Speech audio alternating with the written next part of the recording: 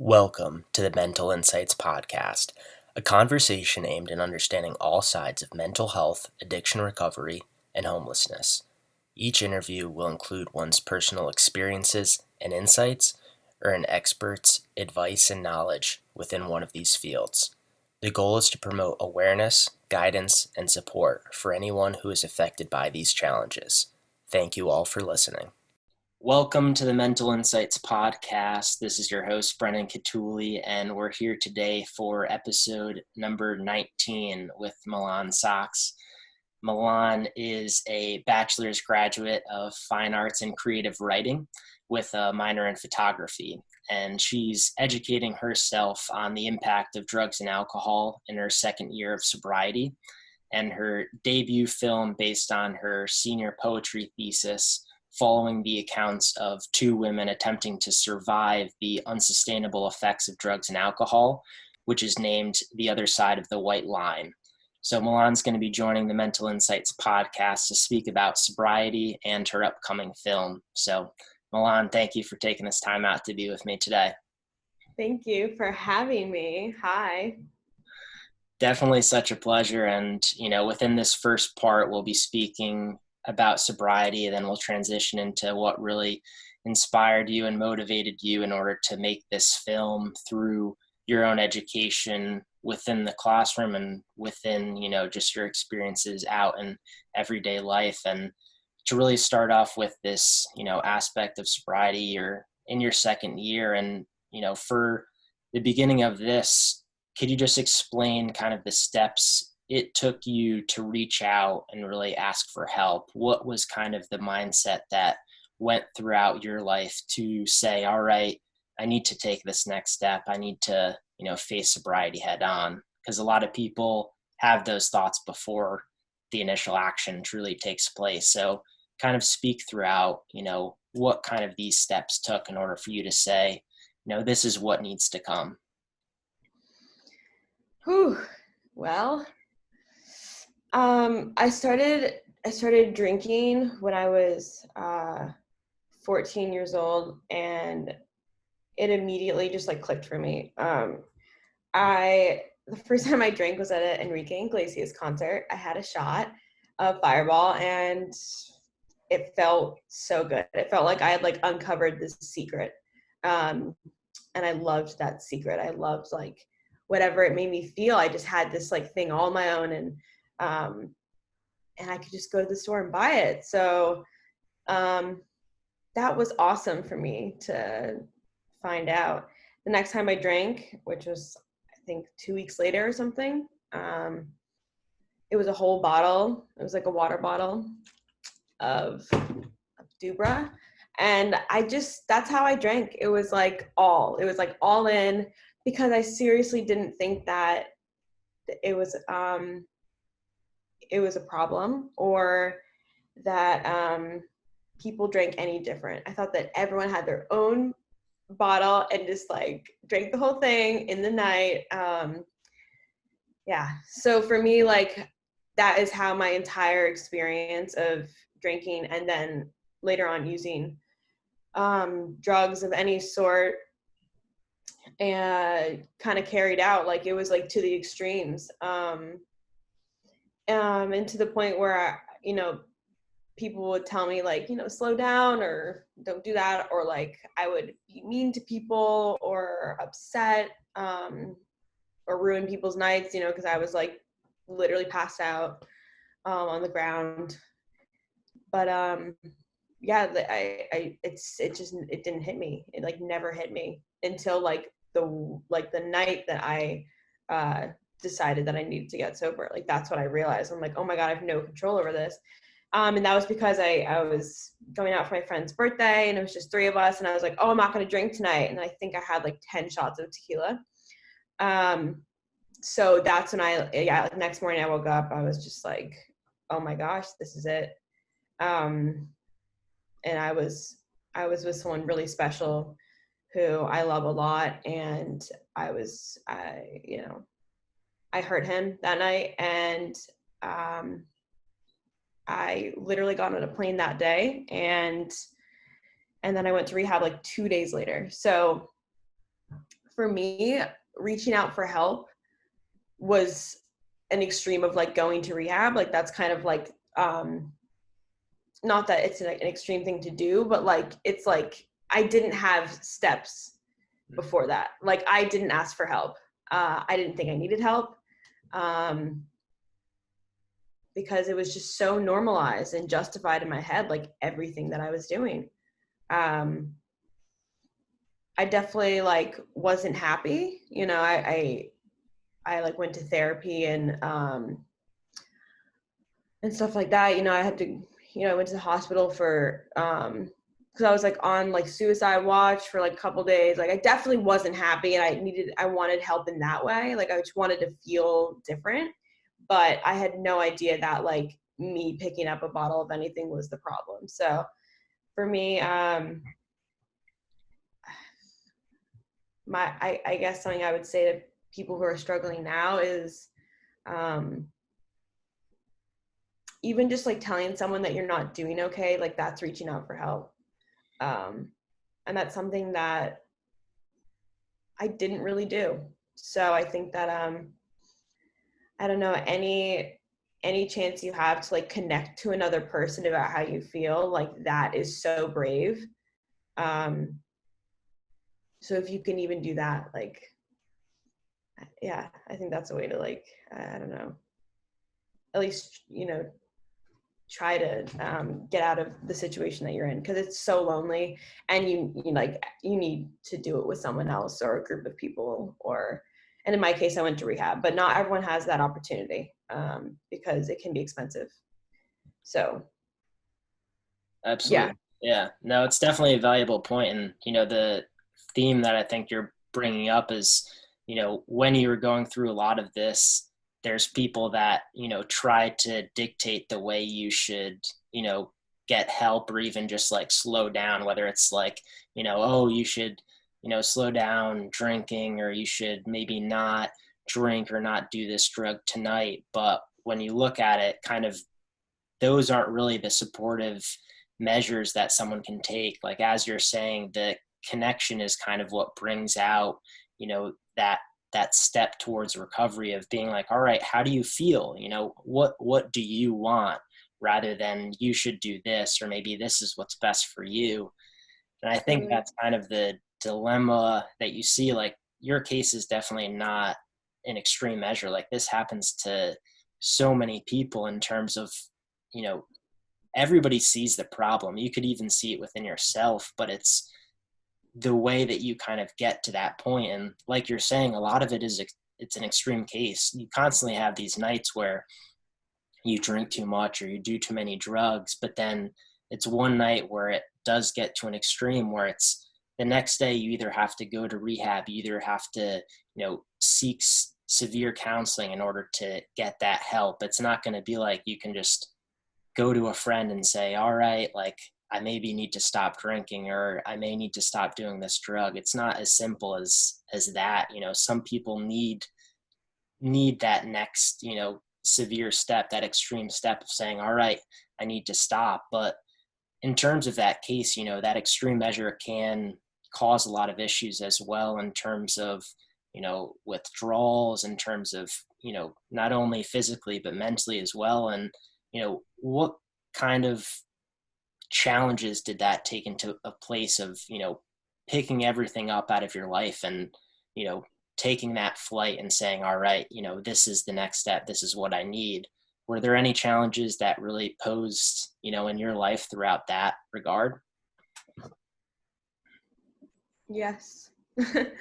Well, before I go on, I feel like also something to say, just like from an awareness standpoint, is the fact that like there are just like a multitude of situations in which addicts and alcoholics live.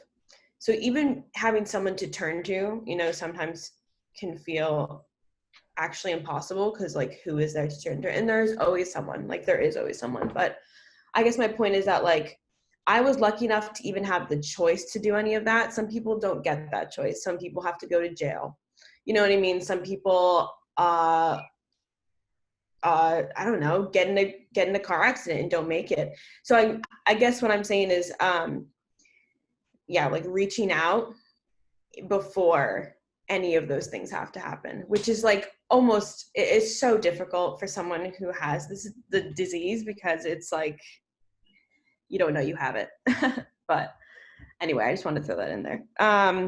Valuable. And then the question you asked was what I had to kind of leave behind in a way. Yeah, and what kind of challenges were posed in terms of, taking that measure of picking everything up, because as you just stated, it's challenging to, even have that opportunity to do it. But, you were given that opportunity, but, for other people who may have that chance, what kind of challenges were in place for that? Because picking up your life and just jumping into rehab is a challenge in and of itself. And, what was kind of the, steps that you were able to take, and, the healing process that kind of like brought out in you? To be honest, it was probably the best drunk decision I've ever made, because when I woke up the next morning, I was wasted. So I did not make that decision sober. I was drunk until I got to Florida, which is where my mom lives, and which is where I got off the plane. So for me, I guess the decision to like pick up and, go and have this experience, it wasn't that hard. I didn't really have much of a life that I cared about. I cared about people in it. But for me, it wasn't much of anything. I don't really know. I was in school, but I started not showing up to class, which is so unlike me, because I love school. But like, my nights were just partying and then just like laying in my bed because I was so sick. So for me, like, I was so desperate. Like, I got the gift of desperation, in which I needed to do something else, or I gonna like, I felt like I was gonna die, So it was really weird. Like, rehab is a really interesting place. At first, I was so angry. I was so mad. And I'm not an angry person. I was like, I do not want to be here right now. All these people are different than me, like all these crazy problems. Because I was just like, I didn't have, I was detoxing. I was like just kind of shaking and sweaty and like really uncomfortable and stuff. And so at first my way of life was like worse in my head. Because at that point, like, I was withdrawing, it was just like so uncomfortable. And then like, I was just around the most, I walked into like a therapy group we had every day. It was like intensive therapy for like 8 hours a day. It was crazy. And like everyone said exactly how I felt. Like every single person. One of my best friends in rehab was this girl, Heaven, from Indiana, and she was like, meth was her drug of choice, and we were best friends. We were like best friends. And my friend Maggie too, her and I like clicked immediately, from totally different places, totally different backgrounds, like, but it didn't matter. You know what I mean? Like, these people, they spoke my language. And I'd never felt more included or comfortable in my whole life, because I don't know, I just realized that, like, oh my God, like, it clicked. I was like, this is it. Like, finally, I can understand why I'm this way. So yeah, I don't know if that answered your question, but I guess, yeah. At Yeah, first it was, yeah. it certainly does. And, as you're speaking about that, you can see the transition of, initially when you are using any type of drug or alcohol, whatever, your choice is, you have these friends, this group, this community that you kind of think you fit into, and you not only in some regards you are pressured by other people to do things, but in turn a lot of it is within yourself. But you feel accepted into this community of like, oh, if my friends are going out, I should as well. Or if I choose to do something, my friends should as well. Like, you want that sense of inclusion. But then you're speaking about this transition of, once you're able to go to rehab and see that you actually have this deeper connection with people of, oh, all right, this is actually my community.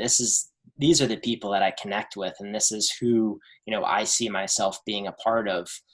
What kind of is the value of, community, and kind of what did that support system bring into, sobriety for yourself? Well,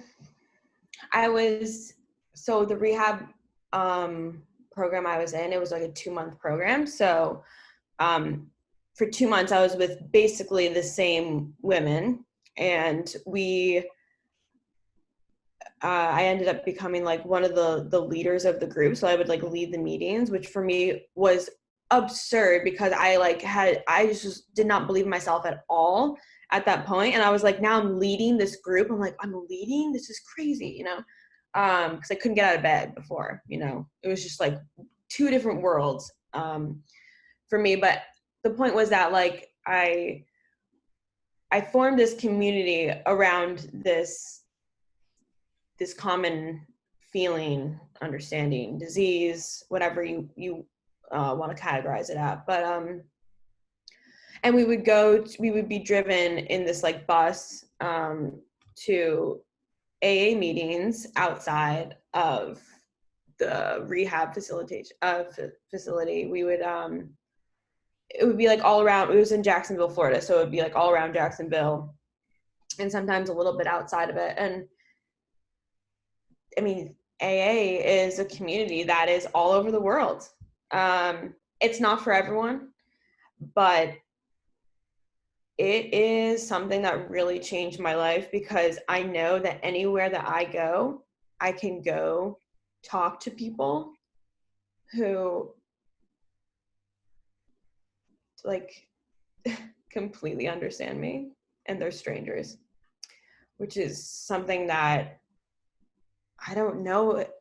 I've never experienced in any other like area of my life, to be honest. Like an actual group I know that is everywhere that I can go to, and I'm just like, I can walk in and everyone's just like, welcome, and like I've been through stuff that they've been through, and they're like 75 years old, and I can like laugh with them about something that like they did. It's crazy. But yeah, so just like that sense of community, like just knowing that that's there is, oh my God, it's like I'm not alone anymore. I'm not crazy. I'm not, I just really thought I was the only one for like 21 years of my life. I don't know. I just think that, and it also allows me to like have conversations like this with you, and like connect to so many other people, and also like help people who, so like many people have reached out to me since I got sober, because I've in the past years have been fairly public about it, because I think that there's no harm in sharing about it. I think that it could only help, and people really have reached out to me and been like, how'd you do it, or I think I have, something going on, like do you have any advice or help or whatever. So for me, like that's why this program and just like being sober in general is so amazing, because now I'm someone that can help others, which I did not think like 2 years ago. Like I just like, I'm imagining this interview right now as if I was like 20 years old. It's just crazy. It's really, really crazy. So yeah, that's all I have for that. Absolutely. Yeah, no, it really shows you, that there isn't really boundaries in terms of, who experiences these challenges, who experiences, what this brings to life. As you're saying, it could be people of all ages, people of any race, color, whatever you want to say. The big thing is that you have experiences, you have, stories to connect with. And I think that's what brings that community together. And, when you have people around you that are trying to say help you, you can't really connect with them in terms because they don't really have the same experiences, or you can't connect on that, emotional level of what you're going through. And I think that's why it's so hard for, people surrounding anyone who has, who's struggling with this disease to be like, all right, here's what I can help you with, because you don't have that connection level that you do when you go to these meetings and share your story, share the emotions that you feel, which you can connect deeper with that sense of community, which I think is the great thing about it is now that you're saying you saw how this community helped you, and then now outside of you going to meetings, you've been able to support so many other people, so many people asking, how do you do it? Even why. I'm sure a lot of people seek that out, because like you're saying, when you go through this, do I really have a problem? Like, is this something that I really need to change? And that's what a lot of people see it as. And, as you're saying, you don't want it to be that extreme level of, a severe instance, but oftentimes, that wake up call is what happens. So it's, each situation is different, but I think, the deeper root of it, as you're saying, is you can connect on that emotional level. You can connect on that level of, this is how I felt. And that's what brings everybody together. In terms of, outside of this community, what have you really been able to do to just support yourself in terms of sobriety? What have been some, helpful tools or helpful tips that you've been able to do within supporting yourself throughout this time? Well, when I got back from rehab, it was like my senior year of college. I was like going into my senior year. So I like dove right into like my senior thesis, which was a writing thesis. And then I had technically two because I was in a photo minor. So we had like a really big final gallery show. So I dove right into creative outlets because I had to, but also because that's how I think. So for me, like that has continued constantly throughout this entire process. Having an outlet that isn't picking up a drink, or having an outlet that isn't like taking pills or going to get high or something. Running, like love running, love exercising. I've always been really into exercise since I was like 13. My mom got me into it. And it's stuck because it's definitely like something that really makes me feel happy, also in control of the outcome of my day. When I exercise, I feel like I have the ability to do more because I have like energy and it brings my dopamine levels up. So that's something that's huge. And then in general, like, so as it's been like now 2 years, I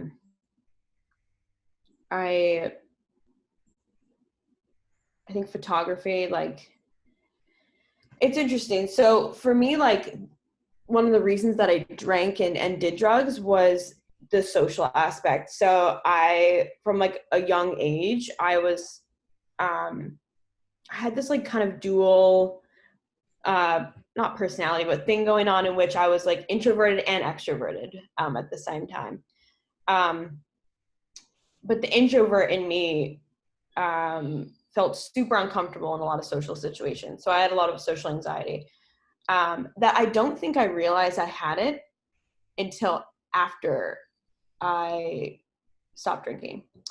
But I did. I definitely did. Oh my gosh, like physical reactions, like shaking and like getting sweaty and just like really like getting really quiet. Like that was my thing. I got really quiet. So alcohol for me and drugs are something that like when I had them, like I could socialize and like I felt really like free by taking them and drinking and using or whatever. So the way that had to shift when I got sober was I kind of just like brought my camera around everywhere. It was kind of a safety net because I felt like I guess I needed something at first, and I definitely feel better now in a lot of ways. However, I think that like a camera for me, especially like a film camera, because I've had this film camera for a long time, just it allows me to like have something to do while I'm in like a group of people or at a party or whatever. So for me, like that has been a really big like factor in the way that I interact with people now. However, I also like, you know, don't have to have it, but it just really, it, like for some reason, it really like helps me if I'm in a situation in which there is drinking involved, because, you know, sometimes there is still. And it doesn't really bother me too much anymore, but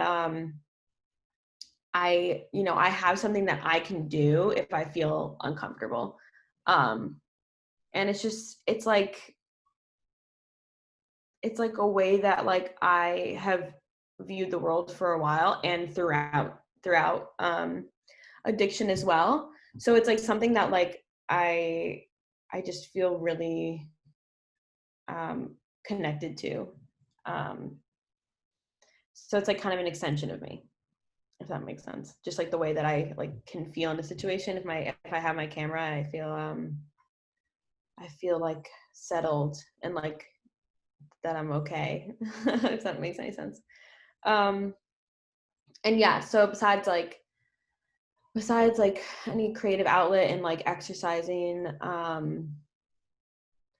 I mean, I've thrown myself into making a film, which has been an unbelievable experience. And that's, you know, definitely under the creative outlet realm. But just like I've been throwing myself into new challenges that I didn't think that I could ever do before I got sober. And, you know, like I was in Los Angeles last year, and I applied for this internship that was at a PR place. It was called Style PR. And I I mean, I understand like what public relations is and like you know, a little bit about it, but like I didn't go to school for anything in that realm. So for me, like throwing myself into something that like I was totally uncomfortable with was amazing, like was so good for me. And so that's kind of where I'm at right now, is like I keep saying this to my dad in quarantine. I'm like, I just want to be like really challenged by something. Like I want to be like really like, I mean, just so in depth with like a project, or besides my own, like something that like I've never learned before. Like I just really like, you know, using my brain for anything, because I wasn't before. Like I really was just like thinking about drinking all the time. So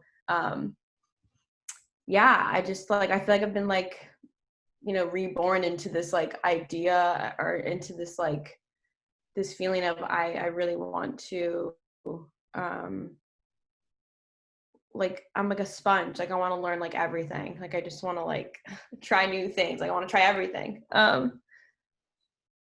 So yeah, I guess like challenging myself has been like the biggest thing. Like just being like, I'm gonna try this because like who knows? Like I'm not like limiting myself. Yeah.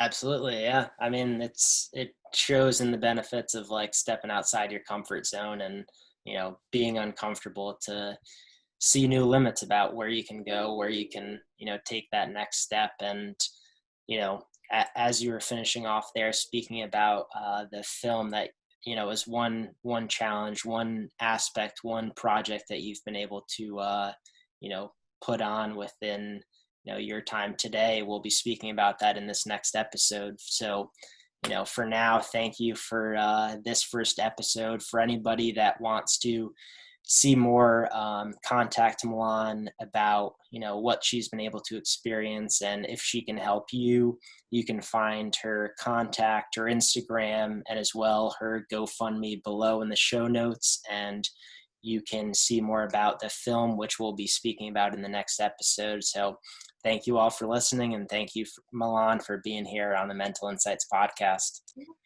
Thank you so much. Thank you all for listening to today's episode of the Mental Insights podcast. Make sure to reach out to today's guest or myself if you need any advice, guidance, or support in your life today. Please be sure to like, subscribe, and review to this podcast so we know what you thought of this episode. I look forward to being in touch with you all in the next episode. I hope you all have a wonderful day.